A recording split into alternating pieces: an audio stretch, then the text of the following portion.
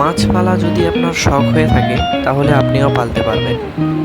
এর পেছনে আপনার দরকার তাদের কীভাবে পালতে হয়, লালন পালন করতে হয় সেই সম্পর্কে কিছুটা জ্ঞান।